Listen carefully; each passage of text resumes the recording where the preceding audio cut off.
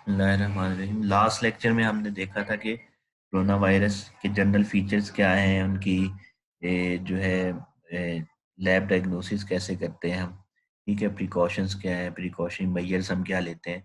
आज के लेक्चर में हम थोड़ा एडवांस देखेंगे कि कोरोना वायरस का जो है स्ट्रक्चर कैसे होता है, उसकी मॉर्फोलॉजी क्या होती है। तो स्ट्रक्चर की अगर बात करें हम, तो उसमें सबसे पहले ये स्पाइक प्रोटीन्स होती हैं। स्पाइक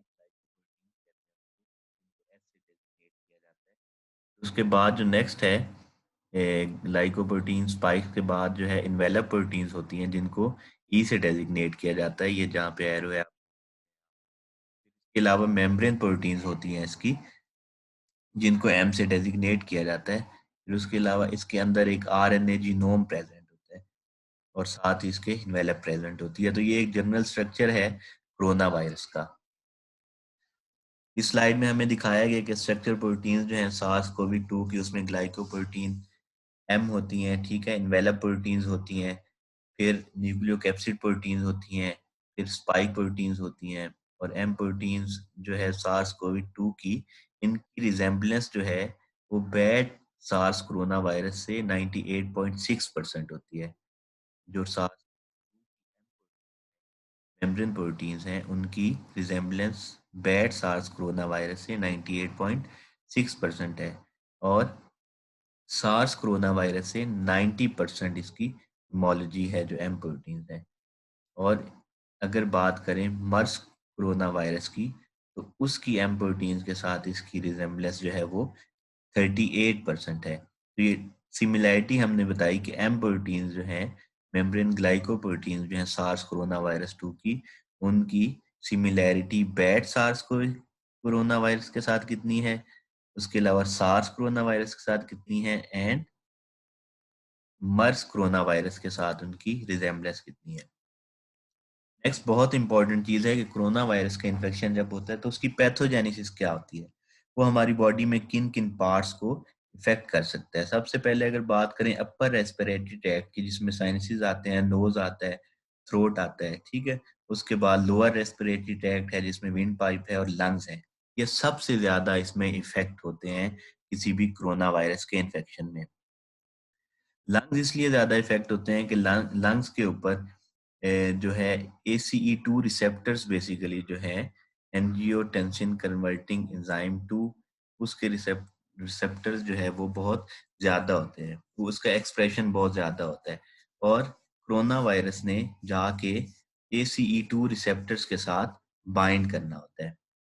तो जितना ज्यादा एक्सप्रेशन वहां पे होगा लंग्स पे AC2 रिसेप्टर्स का, तो उतनी ज्यादा बाइंडिंग होगी कोरोना वायरस की वहां पे, और उतना ही ज्यादा इन्फेक्शन कॉज हो सकता है इनसाइड दी लंग्स।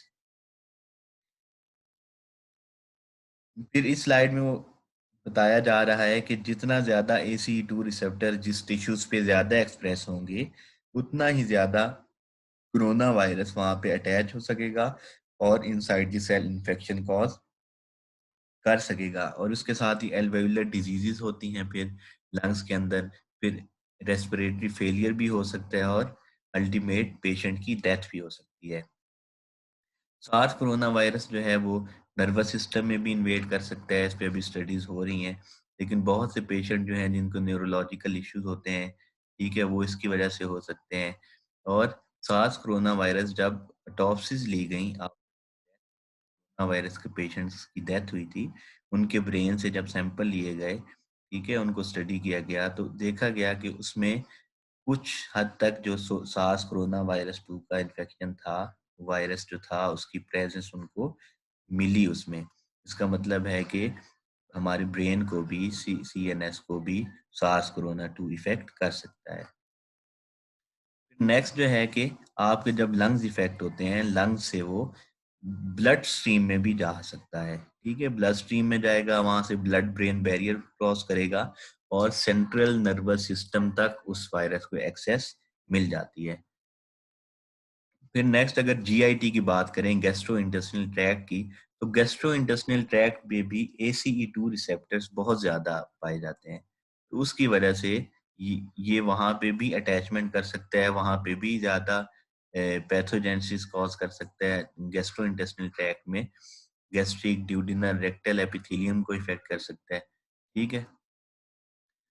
फिर नेक्स्ट अगर बात करें तो मायोकार्डियल इन्फेक्शंस की। मायोकार्डियल इंजरी जो है बेसिकली कार्डियोवैस्कुलर सिस्टम में होती है, और कार्डियोवैस्कुलर सिस्टम में होता क्या है कि जो हमारे कार्डिक सेल्स हैं उन पे बहुत ज़्यादा एक्सप्रेशन होता है ACE2 का। और वुहान चाइना में जितने भी पेशेंट हॉस्पिटलाइज हुए उनमें 12% जो इन्फेक्टेड पीपल थे, इन्फेक्टेड पेशेंट्स थे, उनमें देखा गया कि उनको एक्यूट कार्डिक इंजरी हुई। ठीक है। जो भी पेशेंट्स 12% वो पेशेंट जो कि इन्फेक्ट हुए थे कोरोना वायरस से, हॉस्पिटलाइज हुए, उनमें एक्यूट कार्डिक इंजरी हुई due to the corona virus infection. फिर वही बात इसमें आ रही है कि ACE2 रिसेप्टर्स जो है उनका बहुत इंपॉर्टेंट रोल है यहाँ पे भी, कि कार्डिक जो हमारे सेल्स हैं उन पे इसका बहुत ज़्यादा एक्सप्रेशन होता है ACE2 रिसेप्टर्स का। ठीक है। उसकी वजह से कोरोना वायरस वहाँ पे अटैच होता है, वहाँ पे इनसाइड दी सेल जाएगा, वहाँ पे इन्फेक्शन कॉज करेगा। ठीक है। और हार्ट फंक्शन वहाँ पे डिस्टर्ब हो जाएगा। फिर एक बहुत इंपॉर्टेंट चीज़ के थ्रोम्बोसिस हो जाता है, वीनस थ्रोम्बोएम्बोलिज्म होती है हमारी जो वेसल्स हैं उनमें क्लॉट फॉर्मेशन शुरू हो जाती है। और बहुत से ICU पेशेंट्स जो थे कोरोना वायरस से इन्फेक्ट हुए थे, जो ICU में एडमिट कराए गए, उनमें देखा गया कि ये थ्रोम्बोसिस और थ्रोम्बोएम्बोलिज्म बहुत ज़्यादा पाया गया। फिर कोरोना वायरस इन्फेक्शन से एक और चीज़ कि जब ACE2 angiotensin converting enzyme disturb होता है, ठीक है, तो वो ब्लड वेसल डिसफंक्शन हो जाती है, वहाँ से वहाँ क्लॉट फॉर्मेशन हो सकती है। ठीक है। डी डाइमर लेवल हाई हो जाते हैं वहाँ पे, और उसकी वजह से मोर्टिलिटी रेट बहुत ज़्यादा हाई हो जाता है, और पल्मोनरी एम्बोलिज्म भी का कॉज हो सकता है इसमें। ठीक है।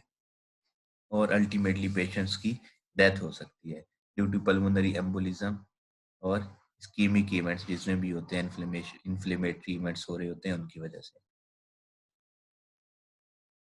फिर नेक्स्ट जो इम्पोर्टेंट चीज़ है कि ब्लड वेसल्स की कंस्ट्रिक्शन हो जाती है। ठीक है। पल्मोनरी सर्कुलेशन में, जिसकी वजह से ऑक्सीजनेशन डिक्रीज हो जाती है। ठीक है। और वायरल निमोनिया कॉज होता है। ये बहुत ज़्यादा इम्पोर्टेंट चीज़ है। जो लंग्स इफेक्ट होते हैं, निमोनिया कॉज होता है, वहाँ से फिर सांस की प्रॉब्लम होती है। अल्टीमेटली पेशेंट्स की डेथ क्यों हो रही होती है? क्योंकि इस सारे प्रोसेस में कंस्ट्रिक्शन ऑफ ब्लड वेसल्स होती है। ठीक है। जिसकी वजह से ऑक्सीजनेशन कम हो जाती है, और यही वजह वजह है कि कोरोना वायरस के पेशेंट्स को हाइपॉक्सिया हो जाता है। नेक्स्ट बहुत इंपॉर्टेंट वाइटल पार्ट हमारी बॉडी का किडनीज है। अब वुहान चाइना में ये भी देखा गया, न्यूयॉर्क में भी ये स्टडी हुई कि 30% ऑफ हॉस्पिटलाइज पेशेंट थे उनके किडनीज भी इफेक्ट हुए। ठीक है। जहाँ ये लंग्स को इफेक्ट करता है, ब्रेन को इफेक्ट करता है, उसके साथ कार्डिक सिस्टम को इफेक्ट करता है, GIT को इफेक्ट करता है, उसके साथ साथ ये हमारे किडनीज को भी इफेक्ट कर रहा होता है। ठीक है। उसमें देखा गया कि डिफरेंट पेशेंट 30% पेशेंट्स में किडनीज जो थे वो इफेक्ट थे। और ऑटोप्सीज जो थी डिफरेंट पेशेंट्स की कोविड-19 से जो डेड हुए, उनकी ऑटोप्सीज में देखा गया एल्व्यूलर डैमेज था, डिफ्यूज एल्व्यूलर डैमेज हुआ। ठीक है। जहाँ पे लिम्फोसाइट कंटेनिंग इन्फ्लेमेटरी इन्फिल्ट्रेट पाए गए। ठीक है। ये सारी इसकी हिस्टोलॉजिकल पिक्चर थी। Thank you.